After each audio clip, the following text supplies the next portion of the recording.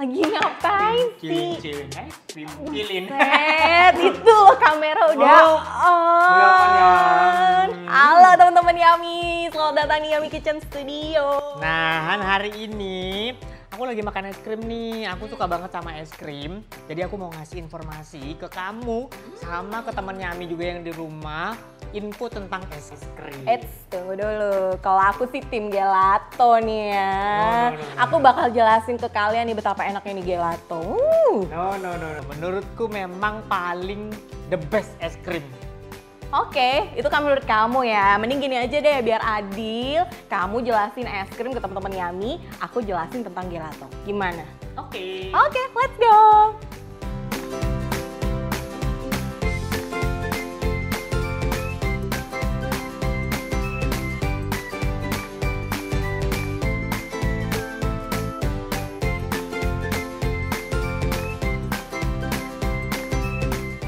Oke, sekarang kita mau ngomongin asal es krim dan gelato. Untuk es krim sendiri, ini ditemukannya di Tiongkok pada zaman kerajaan kuno. Walaupun belum ada informasi pastinya, tetapi es krim ini sudah jelas ditemukan ketika zaman itu. Nah, es krim ini juga di zaman tersebut di Tiongkok sana dibuatnya dari susu kerbau, kemudian ditambah dengan tepung dan es. Nah teman-teman Yummy, kalau untuk asalnya si gelato sendiri itu berasal dari negara Italia. Nah tepatnya itu ada beberapa sumber yang mengatakan kalau dia itu berasal dari kota Sisilia. Ada juga yang menyebutkan dia berasal dari kota Florencia. Kita mau jelasin mengenai bahan utamanya terlebih dahulu nih. Nah, untuk es krim sendiri biasanya terbuat dari custard. Nah, bahan utamanya biasanya dia menggunakan krim, susu, dan gula. Tapi untuk es krim ini sendiri bahan yang paling banyak digunakan adalah krim. Sehingga kenapa ketika kita makan es krim teksturnya lebih fluffy dan lebih mengembang dan lebih lembut biasanya. Nah sekarang kalau untuk gelato nih bahan utamanya dia itu lebih cenderung banyak mengandung susu Gil. Jadi sangat sedikit banget kandungan krimnya, bahkan mungkin tidak ada sama sekali. Dan untuk penggunaan kuning telur pun juga sangat jarang sekali digunakan di dalam bahannya gelato. Makanya untuk masalah tekstur dia akan cenderung lebih padat. Berbeda sekali dengan ice cream, seperti itu.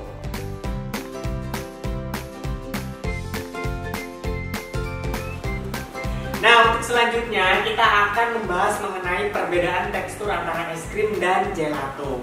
Untuk es krim sendiri, Hana, dia menggunakan teknik yang namanya churning. Dibantu dengan mesin churningnya itu sendiri, kemudian si bahannya akan dimasukkan ke dalam mesinnya. Kemudian dia juga membutuhkan kecepatan yang sangat tinggi, sehingga kalau kita lihat es krim ini jauh lebih fluffy karena kecepatan tinggi membuat bahannya udaranya lebih banyak masuk ke dalam, sehingga dia jauh lebih mengembang, dan dengan bahan yang sedikit dia akan menghasilkan es krim yang cukup banyak. Nah kalau untuk gelato sendiri nih Gil, teknik pembuatannya itu juga sama menggunakan teknik churning atau pengadukan. Hanya saja kecepatan yang digunakan itu tidak secepat proses pada ice cream. Sehingga si udara yang masuk ke dalam adonan gelato itu tidak sebanyak pada ice cream. Nah itu kenapa si teksturnya gelato menjadi lebih halus dan padat. Makanya untuk penyimpanan si gelato sendiri itu membutuhkan suhu yang lebih hangat dibandingkan suhu ice cream. Jadi kurang lebih itu 15 derajat Celcius lebih rendah daripada suhu ice cream, seperti itu. Dan untuk cita rasanya sendiri pun kalau si gelato itu dia cenderung lebih pekat Gil daripada ice cream yang lembut ya. Nah makanya banyak sekali orang-orang yang jualan gelato itu cenderung dia menggunakan berbagai macam varian rasa dari sumber yang natural, seperti itu.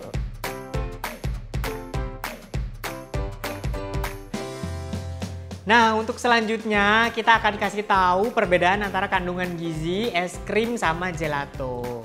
Untuk es krim sendiri dari segi lemaknya dia mengandung sekitar 14-17% lemak. Nah, karena juga mengandung gula makanya kalorinya juga tinggi. Jadi gula dan lemak berbanding lurus sama kalori yang nanti kita akan dapat. Nah, makanya kenapa kalau kalian memakan es krim atau mengkonsumsi es krim, kalian harus memperhatikan porsinya. Karena akan ada banyak kalori sama lemaknya di dalamnya. Nah, rasanya memang akan samar. Kenapa? Karena es krim ini kita simpan di suhu yang sangat dingin, Han. Jadi ketika kita makan, lidah kita itu akan terasa hambar karena dingin. Nah, setelah itu baru kelihatan kalau es krimnya ini manis gitu. Nah, aku kasih contoh juga buat kalian. Kalau misalkan kalian mengkonsumsi satu porsi es krim vanila dengan berat 100 gram, kalian akan mendapatkan 125 gram kalori. Banyak juga. Kemudian ada 7 gram lemak di dalamnya. Kemudian juga kalian akan mengkonsumsi 14 gram gula. Jadi kalian harus perhatikan porsinya ketika kalian mengkonsumsi es krim. Nah, kalau untuk gelato sendiri nih Gil, rata-rata lemak yang terkandung itu lebih rendah daripada es krim. Jadi sekitar kurang lebih 8% lah. Nah, otomatis karena si lemaknya itu sedikit, si gula pun dan kalorinya pun juga tidak terlalu banyak. Nah, tapi kenapa ya teman-teman Yummy kok yang namanya gelato itu rasanya lebih pekat daripada si ice cream? Jadi ternyata karena suhu penyimpanannya tidak setinggi suhu penyimpanannya ice cream, otomatis tidak ada yang namanya efek mematikan rasa di lidah. Jadi memang terasa lebih terasa banget gitu daripada ice cream yang cenderung lembut. Nah, kalau misalnya aku kasih contoh ya, dalam satu porsi si gelato kurang lebih 100 gram itu terkandung kurang lebih 90 kalori, kemudian 3 gram lemak dan juga 10 gram dari gula. Nah, jadi gimana Gil? Kalau aku sih tetap tim gelato, soalnya kalorinya juga nggak terlalu banyak dan juga varian rasanya juga banyak. Ayo, gimana? Enggak, tapi jangan salahan kalau kamu konsumsi gelato. Kalau dengan toppingnya yang manis, kemudian ada gula, ada biskuit apa segala macem, kalorinya juga sama kayak es krim. Ya juga sih teman-teman Yummy, masuk akal. Berarti intinya kalian harus mengontrol ya, karena dua-duanya sama-sama makanan manis. Bener ya Gil ya? Nah teman Yummy, kalau misalkan kalian punya ide, nanti kita mau bahas apa lagi di Yummypedia selanjutnya, kalian langsung aja komen di Instagramnya Yummy.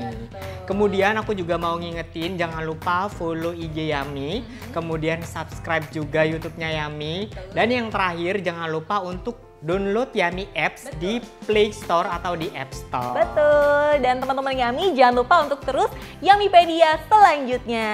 Bye-bye!